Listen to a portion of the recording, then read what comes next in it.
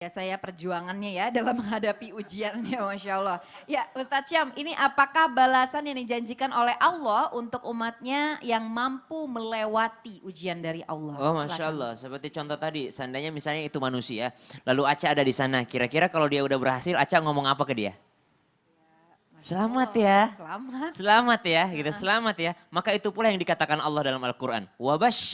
Wabashiris sabirin. Selamat ya orang-orang sabar, karena kalian mampu sabar, kalian berhasil melewati ujian ini. Seandainya kalian gak sabar, kalian itu gak akan mampu melewati ujian ini. Wabashiris sabirin. Makanya Allah pakai kalimat wabashir di situ. Congratulations untuk orang-orang yang bersabar.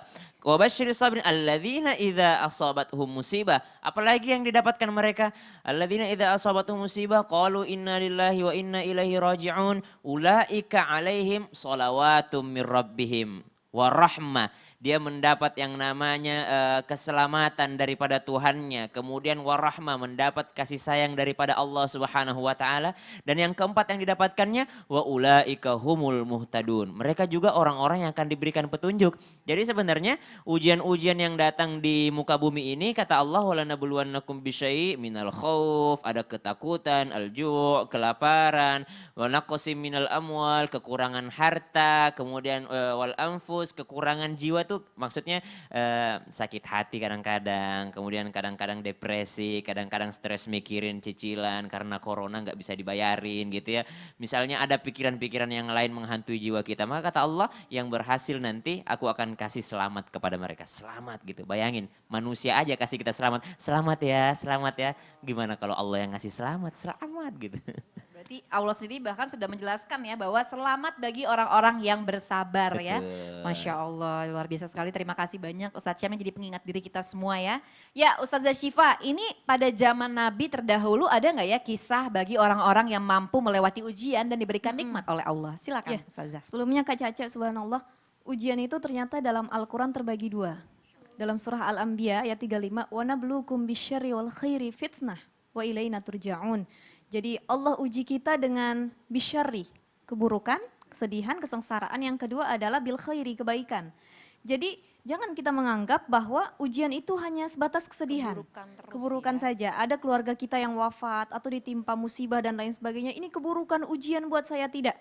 Salah satu contohnya yang bisa melewati ujiannya adalah kisah Nabi Ayub alaihissalam.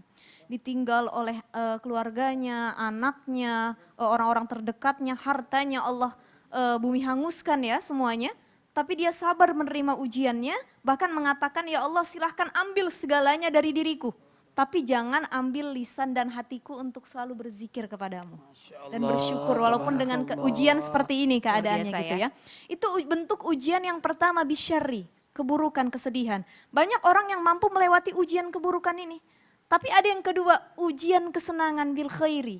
Salah satunya adalah kisah Nabi Sulaiman yang diberikan harta begitu banyak oleh Allah. Atau kisah Nabi Yusuf ketika itu yang digoda oleh wanita cantik seperti Zulaikha. Tapi bisa melewati ujiannya, inni akhafullah, aku takut sama Allah. Jadi sekali lagi ingat kepada Allah. Jadi ujian itu terbagi dua, bagaimana ujian itu harus kita sikapi. Jadi tidak akan berbahaya ujian baik yang sedih ataupun yang senang. Berbahaya itu ujian tersebut adalah bagaimana cara kita menyikapi ujian itu. Kalau semakin kita jauh dari Allah itu yang membahayakan. Iya, Masya Allah. Nah ini dia nih, semakin kita jauh dari Allah semakin sulit juga ya kita menghadapi ujian tersebut. Sekali lagi ya jamaah, ujian itu ada dua, bukan hanya keburukan saja tapi juga kebaikan yang kita punya nih. Bahkan dari orang lain ya. Masya Allah, terima kasih banyak Ustazah Syifa. Ya ini buat jamaah yang dirahmati Allah semuanya, Islam itu indah. Buat kita juga nih Ustazah, jangan malas beraktivitas ya. Jangan mageran, jangan kerjaannya rebahan mulu. Nah ini jangan sampai kita jangan kalah juga nih, maksud ini Masya Allah sekali untuk para teman-teman disabilitas kita nih pada semangat semua nih, pada bekerja keras seperti ini tayangannya.